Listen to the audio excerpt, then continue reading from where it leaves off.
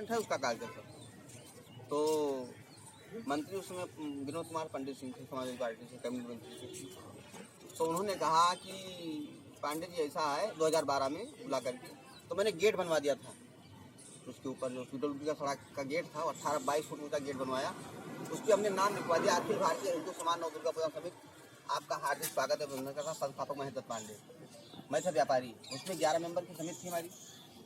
तो उन्होंने आवाज़ बुला, उनका कहीं चुनाव है हमारे यहाँ और ऐसा है कि मैं तरफ में विधानसभा चुनाव लड़ रहा हूँ और ऐसा कीजिए कि आप ये हिंदू समाज नाम हटा दें। उनका देखिए मंत्री जी, ऐसा है कि आज 10 साल से हमारा बोर्ड लगा हुआ है और समिति अखिल भारतीय हिंदू समाज से बनी हुई है, मैं नाम नहीं हटा सकता हूँ, तो कहीं ना कहीं दिखा दीजिए आप, नव दुर्गा पूजा समिति हर जगह लिखा हुआ है, आप केवल अखिल भारतीय हिंदू समाज लिखा है। हमका हर आदमी विचारधारा अलग अलग है, मुस्लिम बाहुल क्षेत्र है, इसलिए आप दबाव बना रहे हैं, उससे कोई फर्क नहीं। मैंने आज तक कोई राजनीति नहीं की है, मैं एक जो अपने समिति का नाम लिख दिया, सब से लिख दिया, उसको लिख दिया, हम नहीं काटेंगे। इसी विवाद हुआ, फिर ट्रक भेज करके उन्होंने तोड़वा दिया गया, फिर मुझे कुंडों से बलवा के मारा। 2012 में ट्रक गेट तोड़वाया, 2013 में पंडाल में आग लगवाई, 2014 में फिर पंडाल में मुझे मार करके बेहोश कर दिया गया। मैं 20 दिन 25 दिन ट्रामा सेंटर भर्ती था।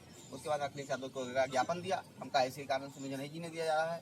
फिर वहाँ भी कार्रवाई, फिर मैं कोर्ट गया, कोर्ट से 156 से मुकदमा दर्ज किया, वहाँ भी सुनवाई नहीं हुई।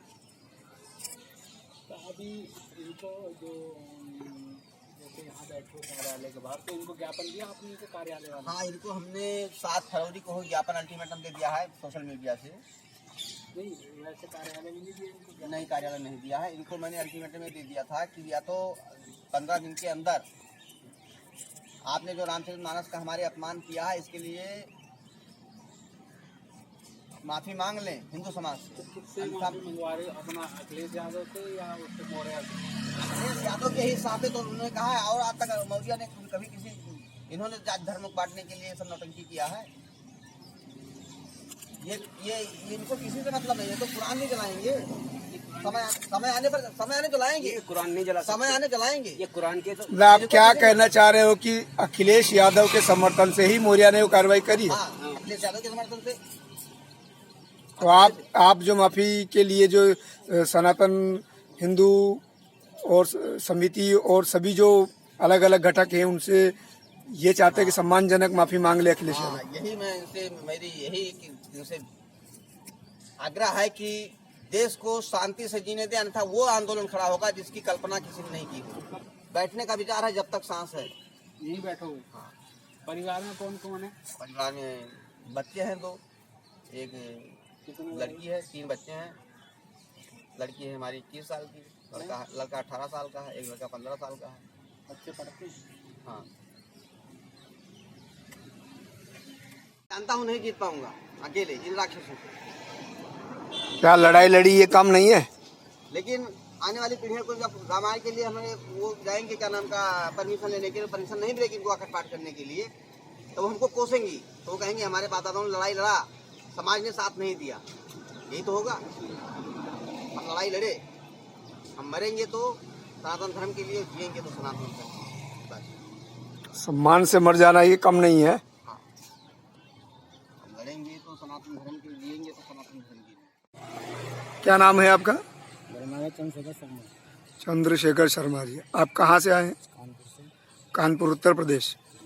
और ये जो आप यहाँ जो बैठे हैं इसके बारे में क्या कहना चाहेंगे आप? थोड़ा कुछ दृष्टि डालेंगे इसके बारे में हम यही कहना चाहेंगे कि पूरे भारतवर्ष के जितने भी सनातन को मानने वाले लोग हैं, सबको एकजुट होकर ये बात उठानी चाहिए कि अगर हमारे सनातन पे कोई खतरा आता तो सनातन पर नहीं, पूरे हिंदू सब समाज पे एक खतरा मंडरा रहा है, जो कि हमारे पांडे जी ने धरना दे के बैठे हुए हैं और इस बात का बीड़ा उठाया हुआ है कि गलत हुआ है। ये किसी पार्टी का व्यक्ति विशेष बुराई नहीं कर रहे हैं, ये सिर्फ कह रहे हैं कि सनातन की चीज़ को अगर नष्ट किया गया है तो ये गलत बात है। सनातन की चीज़ को पुनः स्थापित किया जाए। एक कहावत में भी कहते हैं कि यदि हम रामायण गीता को नहीं मान सकते तो ये निश्चित है कि मैं अपने माँ बाप को भी नहीं मान सकता हूँ। अगर कहने का मतलब कि रामायण गीता सत्य है तो हमारे माँ बाप भी सत्य हैं, यदि रामायण गीता झूठे हैं तो हमारे माँ बाप भी झूठे हैं। तो सनातन से जो चीज़ चल आई है उसको मानना चाहिए और उसको स्थापित करना चाहिए, उसकी बुराई नहीं होनी चाहिए। तो एकजुट होकर ये बात उठानी चाहिए कि रामायण और गीता हमारे सनातन का मेन मुद्दा है और सत्य है। तो आप महेंद्र नाथ पांडे जी ने जो आंदोलन उठाया उसका पूर्णतः समर्थन करते हैं? मैं पूरा समर्थन करता हूँ क्योंकि इनका व्यक्तिगत किसी पार्टी से बुराई भलाई का मतलब नहीं, इनका सिर्फ मुद्दा एक ही है कि हमारा सनातन है और सनातन स्थापित रहना चाहिए। आपका नाम बताएंगे आप? मेरा नाम दिनेश चंद तिवारी, दिनेश चंद तिवारी। कहाँ से आए हैं? उत्तराखंड से। कहाँ से आए हैं? उत्तराखंड से। उत्तराखंड से। इस मुद्दे पे क्या कहना चाहेंगे जब पांडे जी के साथ नहीं है, पांडे जी ने जो मुद्दा उठाया है, क्योंकि हमारी वेद ग्रंथों की बात है। अगर हमारे वेद ग्रंथ रामायण सब नष्ट करेंगे इस तरह से, तो हमारे देश की संस्कृति का एक बहुत बुरा फर्क पड़ रहा है। आपकी नजर में जो स्वामी प्रसाद मौर्य ने किया वो गलत है कुल मिलाकर? नहीं, बहुत सही किया इन्होंने। ऐसे हमारे किन्होंने सही किया? पांडे जी ने। पांडे जी नहीं, पांडे जी हमारे यहाँ धरना पे बैठे हैं। इन्होंने आवाज उठाई है कि हमारे देश के सभी लोग इकट्ठा हो जाएं। इकट्ठा हुए। जो स्वामी प्रसाद मौर्य जी ने कहा है वो बहुत गलत ही किया है।